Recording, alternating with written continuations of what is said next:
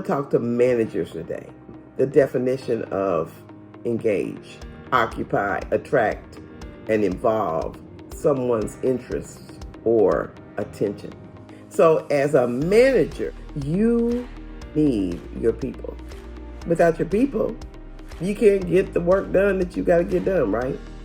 So if you've been commissioned to accomplish a goal, or you have sat on the leadership team and you all have done visioning, and so you know what your ultimate leader wants to accomplish, and you know what you want to accomplish within your particular group of people.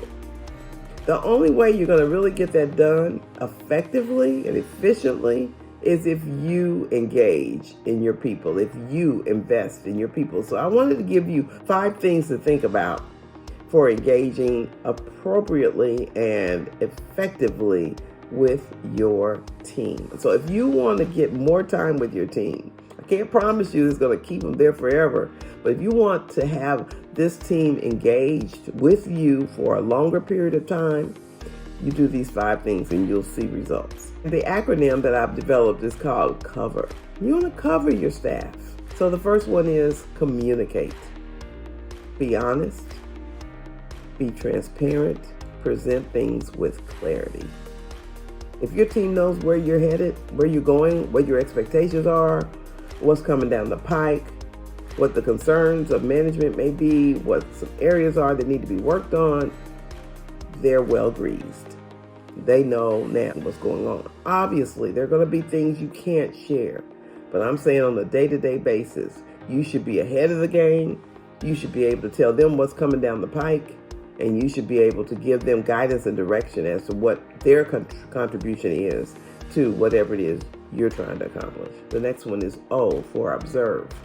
You want to make sure that you're not so encumbered with the things that you're trying to personally accomplish on your job, that you're not really managing your team and making sure they have the tools, the perspectives, the support, the encouragement that they need to get it done. So when you look at their accomplishments and you look at their challenges, and you're there for them to help them get through that, to encourage them on how to manage it better themselves, but also to help be a partner in helping them figure out what the solutions are, they know you care, and that goes a long way.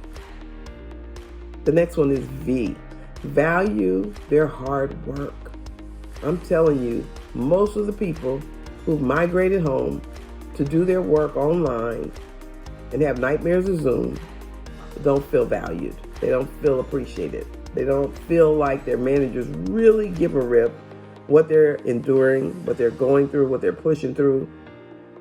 In a lot of cases, they feel like all the manager cares about and leadership cares about is just get it done, and by any means necessary. And when an employee feels that way for too long, you're at risk of losing that person. So value them, value their input, their hard work, and also their intelligence. They all bring a certain amount of intelligence. It might be emotional intelligence, brilliance with numbers, an eye for design, an art for writing or creating, but whatever it is, they have intelligences, or you wouldn't have hired them. Or they wouldn't have been hired. Maybe you didn't hire them. Maybe you inherited them and you wish you had your old people. I don't know. But you want to make sure that you give them the respect they deserve. Escalate. Escalate their concerns. Make their concerns a priority. Again, when they're out there swimming and they're about to sink and they can't quite figure out how to pull it off, and they don't see management there to really help them, they will float downstream. But yes, when they have concerns and they've told you, we've been working on this, we've been troubleshooting this, it's getting out of control, and we don't really know what the next best step is, you should escalate that to a priority. And finally, R, respond.